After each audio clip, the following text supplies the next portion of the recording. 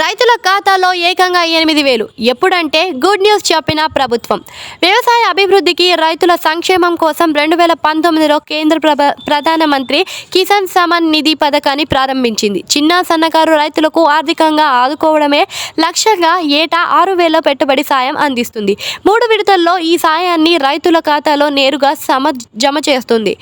అలానే ఇదిలా ఉంటే మోదీ 3.0 పాలనలో రైతులకు మరింత ప్రాధాన్యత ఇవ్వాలని కేంద్రం నిర్ణయించింది. ఈ క్రమంలో 2024-25 బడ్జెట్తో వ్యవసాయ రంగానికి కేటాయింపులపై కసరత్తు చేస్తుంది. ఈ మేరకు కేంద్ర ఆర్థిక మంత్రి నిర్మలా సీతారామన్ వ్యవసాయ రంగం నిపుణులతో సమావేశమయ్యారు. ఈ బడ్జెట్లలో పీఎం కిసాన్ కింద అందించే ఆర్థిక సహాయాన్ని 6,000 నుంచి 8,000కు పెంచాలని నిపుణులు సూచించారు. అదేవిధంగా వ్యవసాయ సాయం పరిశోధకులు అదనపు నిధులను డైరెక్ట్ బెనిఫిట్ ట్రాన్స్ఫర్ ద్వారా నేరుగా రైతులకు అన్ని రాయితీలు ఇవ్వాలని కూడా ప్రతిపాదించారు. 11 కోట్ల మంది రైతులకు పీఎం కిసాన్ సమ్మాన్ పథకం ద్వారా రైతులు లబ్ధి పొందుతున్నారు. వీరికి ఏడాదికి 3 విడతల్లో 2,000 చొప్పున మొత్తం 6,000 నేరుగా ఖాతాలో జమ చేస్తుంది. 2019 నుంచి ఇప్పటి వరకు రైతులకు 3.24 లక్షల కోట్లు చెల్లించారు.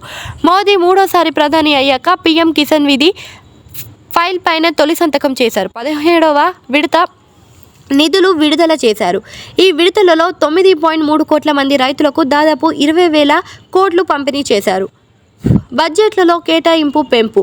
ఇదిలా ఉంటే కేంద్ర ఫిబ్రవరిలో ప్రవేశపెట్టిన మధ్యంతర బడ్జెట్లో 2024-25లో వ్యవసాయానికి 1.27 లక్షల కోట్లు కేటాయించింది. ఈ నెల 23 లేదా 24న పూర్తి బడ్జెట్ ప్రవేశపెట్టేందుకు కేంద్రం కసరత్తు చేస్తుంది.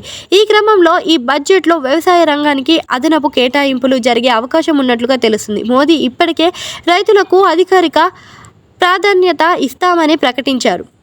ఆ మేరకు వ్యవసాయ రంగానికి బడ్జెట్లో ఎక్కువ ప్రాధాన్యత దక్కుతుందని తెలుస్తుంది.